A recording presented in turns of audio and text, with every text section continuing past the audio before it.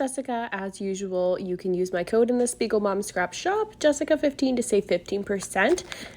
That's what this layout is for Spiegel Mom, which creates beautiful sequins for all your gorgeous pages. So today my setup may look a little bit different because I'm actually filming this one while I'm at a crop.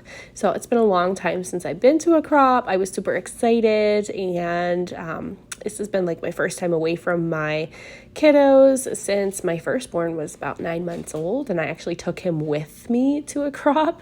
And yeah, so it was super fun, and I met a lot of really, really great people. If you're new here, welcome, welcome. I may have met you at the crop, so put a comment down below so that I know who you are and say hello.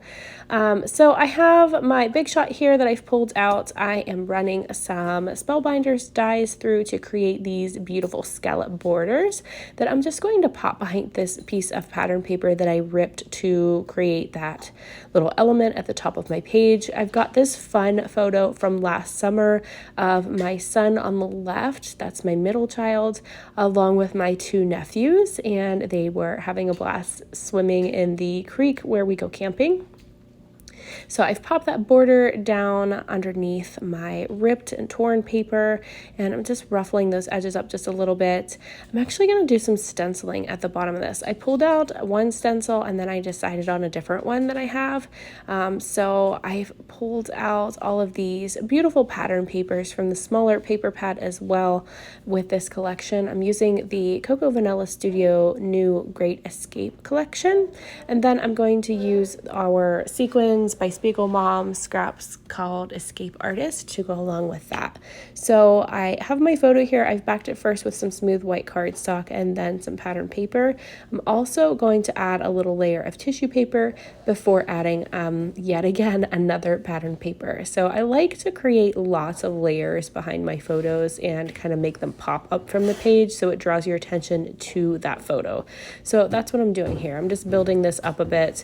I'm using my ATG Gun as my main adhesive, and then anything smaller I usually use my Deluxe Nuvo liquid adhesive, which dries clear. So I have all of these pattern papers. I'm just flipping through, seeing if there's anything else I want to use. I decided not right now.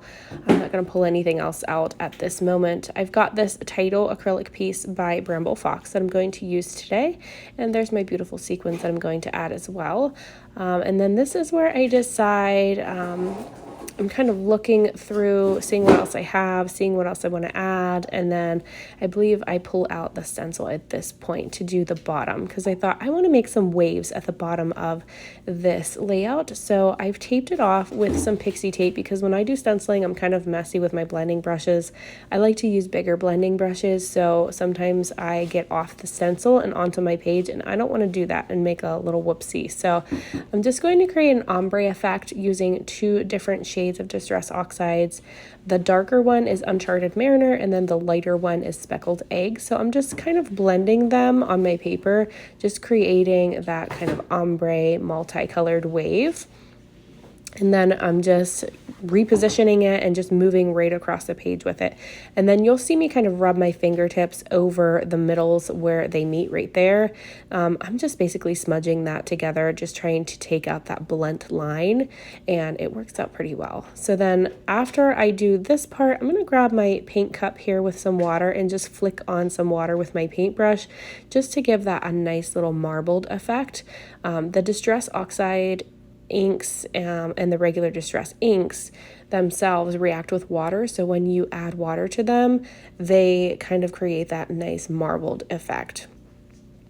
So I've cut out all of these little wordy bits from one of the cut apart pages, or one of the cut apart little pocket pieces on one of the papers in this collection. So I've just cut them out, and then I'm going to distress the edges of all of them. And then I actually added on the ends, kind of cut them into banners. So I just wanted them to look a little bit different. I didn't want them to be straight, so I just wanted a little extra interest to them. But I wanted them to all kind of be on the left side of my photo, and then I'm going to add something on the right as well.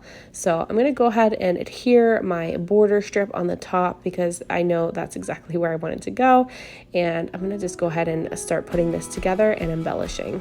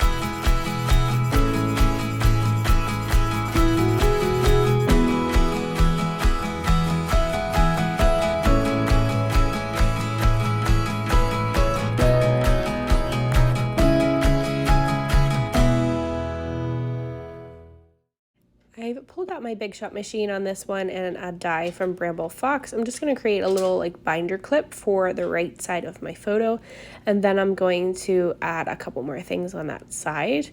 And then I will use my Deluxe Nuvo adhesive to actually adhere all of the sequins. I'm going to add a bunch of sequins on the wavies at the bottom, and I'm going to add this little border strip that I'm cutting now. And I'm going to add just another little element right here on the right side of my photo. I just ripped the edge because this is a very kind of distressed little die anyways, so it really doesn't matter. So I'm just going to tuck that in on that right side to give it a little bit more dimension over there. And I had a little bit of trouble getting it underneath there, so I just grabbed my tweezers. But you'll see me reaching at the top there a lot because that's where I have all my tools. Usually they're behind me in my IKEA cart, which I should have actually just brought it with me because I totally had room for it, and I guess I'll know that for next time now that I can bring my cart, but it would have made it a little bit easier to have my cart with me, and I would have been able to grab things that I need quicker because that's what I'm used to. So I'm just going to dig through these little embellishments from the ephemera packs in this collection and add some little bits over here. I'm going to pop that sign up with some 3D foam squares, and then I'll grab this glue again and add my sequins on.